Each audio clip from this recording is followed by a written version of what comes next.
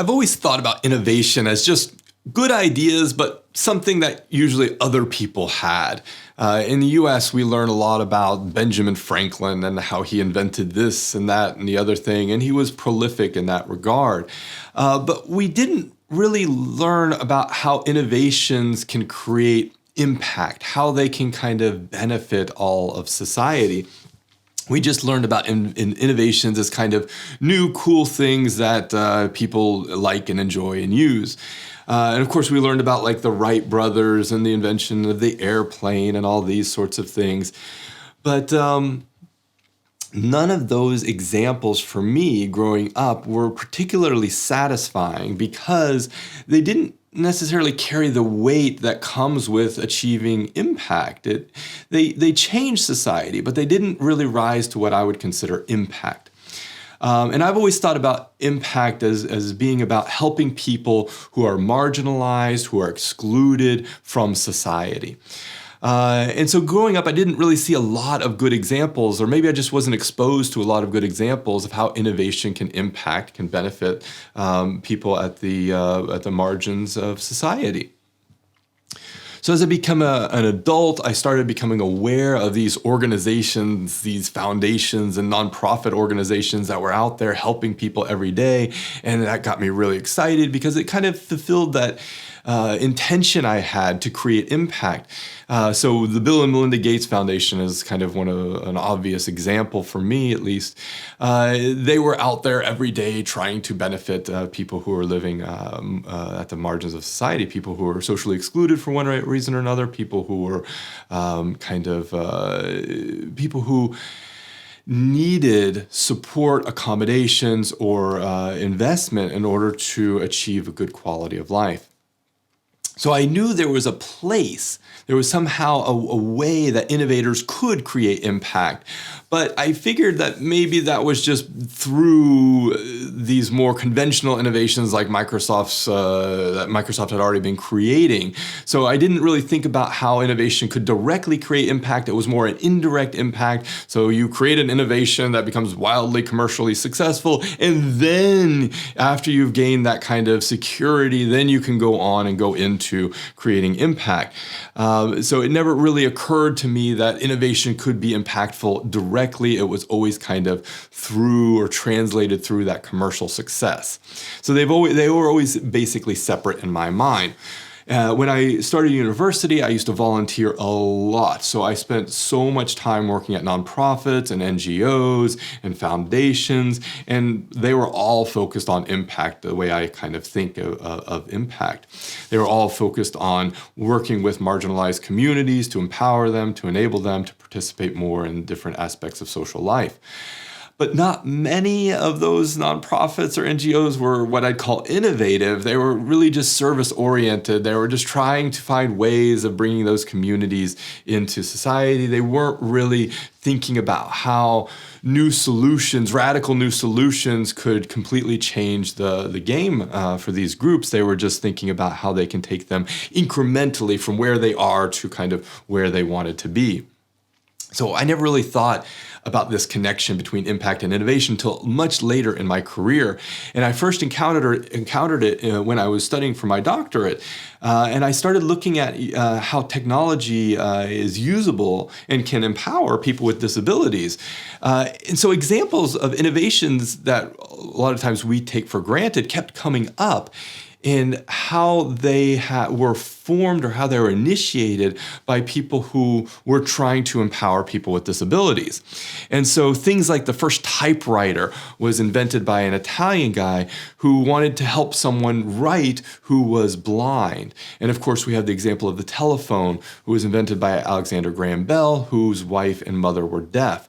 So having exposure to these ideas and these old innovations, but that were created in a way with a direct intention to impact marginalized communities kind of blew my mind. And so I was really, really excited to finally be able to bridge this value system that I had around creating impact with the knowledge, experience, and expertise that I had gained working in the technology sector in this issue of innovation. And so this was super, super important to me.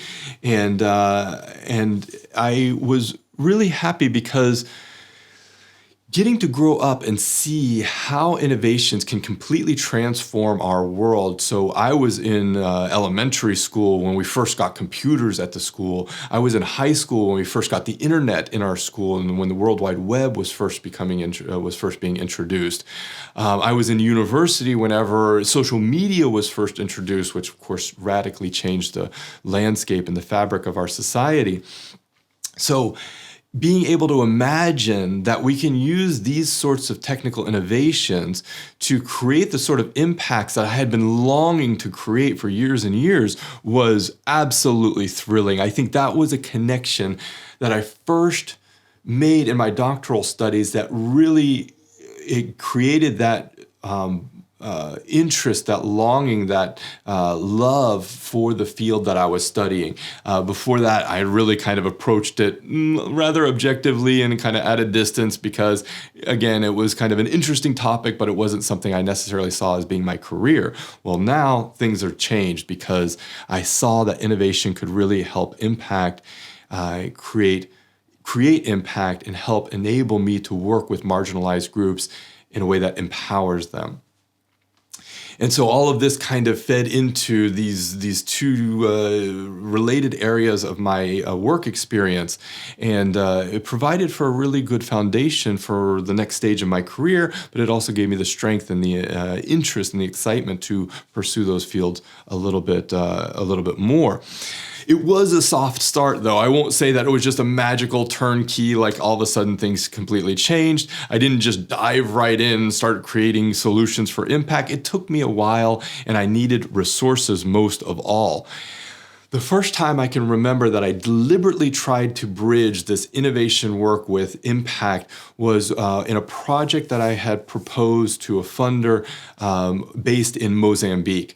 Now, the funders wanted projects that were related to improving quality of education and student exchange and things like that. So I wrote a really nice proposal. It checked all of those boxes. So the funder knew that I was doing what they had asked, I would do what they had asked me to do. And it was focused on universal design, so it had a nice topical area of relevance. But I added a small activity to the budget, a small activity focused on creating innovations in universal design. And I wasn't super specific. I was just basically said exactly that. We want to create some innovations for universal design. We're earmarking part of the budget to go to that. Just the fact that the students and the researchers were working in tech kind of gave me that entry point. If it was a different field, it might not have worked, but since we were working in tech, people's minds and imagination and tech and innovation that's really coupled together. So I was able to include that in the budget without anyone kind of noticing.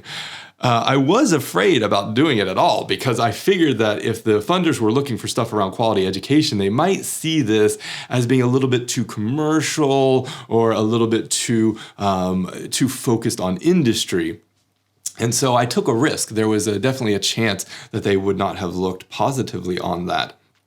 And they could have just shot the proposal down if they wanted to. So I didn't really emphasize it. I didn't really push it very hard. I just included it and tried to kind of just mention it and move on. As it turns out, we got the funding.